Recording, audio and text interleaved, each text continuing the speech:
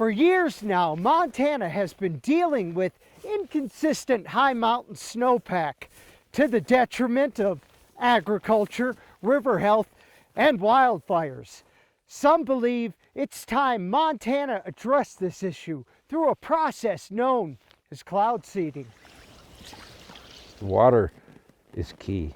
If you haven't got air and water, you're done.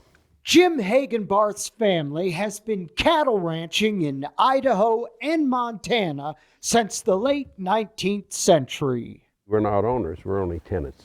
That rock down there is going to be there 10 million years after I'm gone. He believes the best way to manage this ground is through cloud seeding, a process of manually introducing silver iodide into clouds in the hope of creating moisture, specifically snowfall. The Montana Department of Natural Resources and Conservation is in the midst of a feasibility study to determine if cloud seeding will be a viable option for increasing snowpack in the Big Hole watershed. Cloud seeding is not a panacea. It's not going to be it's not going to cure all our ills.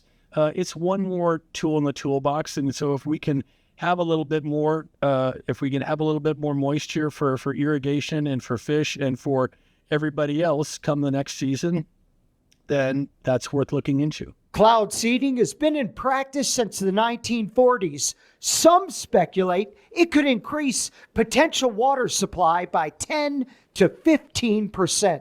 With the increase in drought and just with water insecurity, if you will, there's obviously interest in trying to squeeze a little bit more out of the clouds that are going through. Montana is one of the few western states that does not practice cloud seeding. Surrounding states, North Dakota, Wyoming, Utah, have been doing it for years. Idaho claims the practice has been successful for about 20 years, generating about 1.24 million acre-feet of water.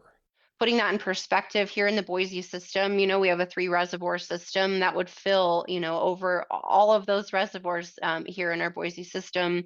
It would fill Palisades in East Idaho. So that's a significant amount of water for us here. Opponents worry about the environmental impacts from silver iodide use and downwind effects of cloud seeding. Proponents claim the silver iodide used is minuscule and has no adverse effects on the environment, and there is no evidence of downwind impacts. If we want to be responsible people, we have to base our decisions on science that's proven and that works. The DNRC's feasibility study is expected to be completed by the end of February. The study then goes to the governor's office, and then it would be up to the state legislature to decide if cloud seeding should be implemented in Montana. In Glen, John Amy, MTN News. For cloud seeding to make any sense, the conditions in the atmosphere have to be just right. That means lots of available moisture, but little else into the clouds. So the water becomes super cool. That means that even though the temperatures drop below 32 degrees, it remains as a liquid in the clouds. So in the process of cloud seeding, usually something like silver iodide is used, dropped from a plane or even shot up into the clouds, and that gives the available water vapor something to grab onto. So slowly we'll start to see these water particles grab onto the silver iodide, freeze, become ice crystals or snowflakes, and then the process just starts to repeat itself as the crystals and flakes become bigger and bigger. Eventually gravity takes over, pulls it to the ground, and we have some precipitation.